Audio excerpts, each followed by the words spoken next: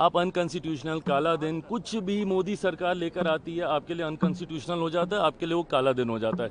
इसी तरीके से एक काला दिन सीए के वक्त आया था, इसी तरीके से एक काला दिन धारा 370 के वक्त आया था, इसी तरीके से पूरा लोकसभा का चुनाव काले दिन के तौर पे था। क्यों? क्योंकि उसमें आरक्षण हम लोग छीन रहे थे, उसमें संविधान की हम लोग हत्या कर रहे थे। सिर्फ झूठ बोलना, फॉल्स नैरेटिव सेट करना, लोगों में एक डर का माहौल पैदा करना, सिर्फ विपक्ष की अब ये भूमिका रह गई है। कल मुझे बता दीजिए विपक्ष के कितने नेता थे जो तथ्यों पे बात कर रहे थे? अधिकांश लोगों ने एक जनरलाइज स्टेटमेंट दे के भ्रम फैलाने का प्रयास किया कि मुसलमान के विरोध में ये बिल आ रहा है तो मुसलमानों की ज़मीन छीन ली जाएगी। भाई सिस्टम में अगर पारदर्शिता ला रहे हैं तो किसकी ज़मीन छीनी जाएगी? सिस्टम को अगर ट्रांसपेरेंट बनाया जा रहा है और सशक्त बनाया जा रहा है, प्रो पुअर मुसलमान बनाया जा रहा है, महिलाओं को इसमें इंक्लूड किया जा रहा है, तो ऐसे में चिंता आपको क्यों हो रही है? बट चिंता उन लोगों की स्वाभाविक है जो इसके ठेकेदार बने हुए हैं, जिन्होंने इसको भ्रष्टाचार का अड्डा बना के रखा हुआ है। उनको चिंतित होना स्वाभाविक है। जब उनके हाथ से चीज़ें जाकर गरीब मुसलमानों में बटेंगी तो स्वाभाविक है कि ये लोग चिंतित होंगे, और इसीलिए इन लोगों ने एक डर का माहौल बनाया। कल अगर इतनी ही चिंता थी तो क्लॉज बाय क्लॉज आप लोग करते ना। सारे कांग्रेस के सांसद, अगर इतनी ही चिंता थी तो एलओपी खुद बोलते, सारी बातों को इसके ऊपर रखते। जबकि बिल इंट्रोड्यूस हो रहा था तो एलओपी खुद गायब थे।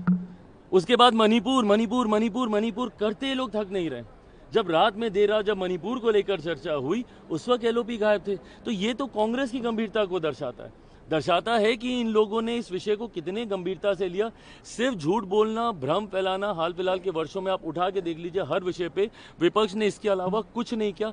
कोई तथ्यों के साथ आज तक इन्होंने बात नहीं की है। अमित शाह जी का एक बयान भी सामने आया, उन्होंने लालू जी का जिक्र करते हुए कहा कि वो जैसा मजबूत वक्फ बिल चाहते थे ये वैसा बिल्कुल सही बात है। आप उनका बयान उठा के देख लीजिए, पिछली बार जब चर्चा हो रही थी उन्होंने स्पष्ट शब्दों में कहा था कि इसको और कठोर बनाया जाए। पटना, डाक बंगला चौक, हर जगह का इन्होंने जिक्र करते हुए कि कौन कौन सी ज़मीन ली गई है। तो ये बातें तो इन्होंने खुद बोली। दिक्कत क्या है ना कि ये लोग सिर्फ सत्ता की राजनीति करते हैं। इन्होंने सिर्फ वोट बैंक की राजनीति की है। आज इनको ये वोट बैंक सूट कर रहा है, आज इनकी बात करेंगे, कल इनको कोई और विषय सूट करेगा, ये उसकी बात करेंगे। मैं अपनी बात में स्पष्ट कर देता हूं कि भाई मैं रामविलास पासवान का बेटा हूं। मेरे नेता, मेरे पिता ने अपनी पूरी पार्टी को 2005 में समाप्त कर दिया, ये कहते हुए कि प्रदेश में मुस्लिम मुख्यमंत्री होना चाहिए। राजद खामोश बैठी रही। इतनी चिंता थी मुसलमानों की तो एक बार मौका दे देते, बनने देते किसी मुस्लिम को मुख्यमंत्री। क्यों नहीं बनने दिया? कांग्रेस को इतनी ही चिंता थी तो एक बार मुस्लिम मुख्यमंत्री बिहार में बना देती। बड़ी बड़ी आबादी है बिहार में मुसलमानों की, वो नहीं किया। बट झूठ जब बोलने की बारी आएगी तो ये लोग सामने आ जाएंगे। मैं कहता हूँ, रामविलास पासवान का बेटा हूँ। मेरा समर्पण जहाँ समाज के इन लोगों के प्रति है, मुसलमानों के प्रति है, तो वहीं एक बड़ा समर्पण मेरे नेता की आइडियोलॉजी के प्रति भी है। मैं गलती से भी कतई कोई ऐसा कदम नहीं उठाऊंगा जहाँ पे इस समाज का रत्ती भर भी कोई अहित हो। असदुद्दीन ओवैसी आपका जिक्र कर रहे हैं, चंद्रबाबू नायडू का जिक्र कर रहे हैं, नाम भुगतने होंगे, कह रहे हैं कि परिणाम चुनाव में भाई परिणाम आगे बिहार का चुनाव भी है, कैसे? भाई हर चुनाव एक चुनौती लेकर आता है और विपक्ष के एक फॉल्स नैरेटिव के साथ आता है। 2014 से हम लोग यही देख रहे हैं, मोदी आएंगे तो ये हो जाएगा, मोदी आएगा तो मुसलमान देश से। 2014 में तो यही था कि भाई देश से तो मुसलमान ही निकल जाएंगे। आज मुझे बता दीजिए क्या देश भर के मुसलमान चले गए हैं कहीं दूसरे देश में? 14 में इन्होंने ये भ्रम फैलाया, 19 में इन्होंने अलग भ्रम फैलाया, 24 में आरक्षण खत्म हो जाएगा, संविधान खत्म हो जाएगा। इन्होंने सिर्फ झूठ बोलकर चुनौती प्रस्तुत करने का काम किया। मैं तो तैयार हूं भैया चुनौती के लिए, मैं तैयार हूं। अभी 6-8 महीने के बाद ही तो बिहार में चुनाव है। बल्कि मैं चाहता हूं कि इन 6-8 महीने में मुसलमानों को ये पता चले कि इससे उनको कितना लाभ हो रहा है। हर उस गरीब मुसलमान जो पिछले लंबे समय से कहीं ना कहीं विवादों में उनकी ज़मीन फंसी हुई है, जब उनको उसका समाधान होते हुए दिखेगा तो अपने आप उनको समझ में आएगा। जब इस ऐसी ज़मीनों के ऊपर मुसलमानों के लिए, उनके परिवारों के लिए जब राजस्व जनरेट होगा तो उनको पता चलेगा कि उनके हक की ये बातें हम लोग कर रहे थे। आज नहीं कल हर किसी को समझ में आएगा। सीए का भी समझ में आ ही गया ना, किसी मुसलमान की नागरिकता नहीं छीनी गई।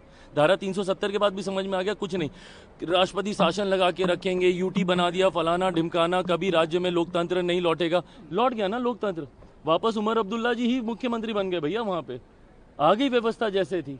बट सिर्फ भ्रम फैलाना विपक्ष का ये काम है। आने वाले समय में चुनौतियों के लिए मैं तैयार हूँ, बिहार की भी चुनौती के लिए तैयार हूँ, 2029 के लिए भी तैयार हूँ। एक आखिरी सवाल ये भी है कि मोदी 1 और मोदी 2 के बाद मोदी 3 की सरकार है, क्या कहेंगे? क्योंकि बहुत बड़ा बिल था, कितनी मजबूत सरकार है जिस तरीके से सवाल उठ रहे हैं?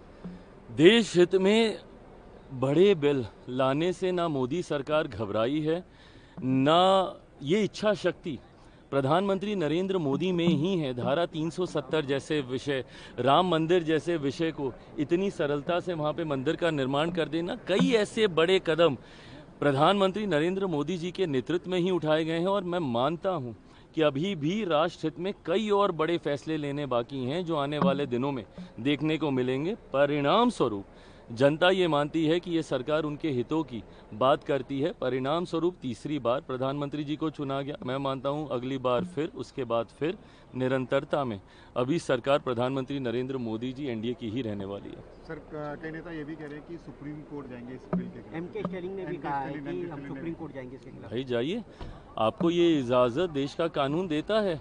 चिंता तो यही कि जब आपके ऊपर आंच आती है तो आप सुप्रीम कोर्ट भागिएगा, बट एक गरीब मुसलमान के ऊपर जब आंच आती है तो आप प्रावधान ऐसे बनाइएगा कि वो न्यायालय का दरवाज़ा तक ना खटखटा सके। यही प्रावधानों में हम लोगों ने बदलाव किया ना। इससे पहले जो प्रावधान थे वक्त में ऐसे थे कि आप न्यायालय तक अधिकांश विषय नहीं जा सकते थे। सोचिए, न्यायालय से ऊपर ये व्यवस्था बनी हुई थी। ऐसे में आपके ऊपर आंच आई तो आप न्यायालय जाने की बात कर रहे हैं, और एक गरीब मुसलमान के ऊपर आंच आती थी तो उस वक्त वो न्यायालय नहीं जाए। ये पारदर्शिता हम लेकर आए हैं। आप बिल्कुल जाइए, न्यायालय में जाइए, अपनी बातों को रखिए, सदन में अपनी बातों को रखिए। अंतोगत्वा मुझे लगता है जो सही फैसला था वही कल लिया गया है।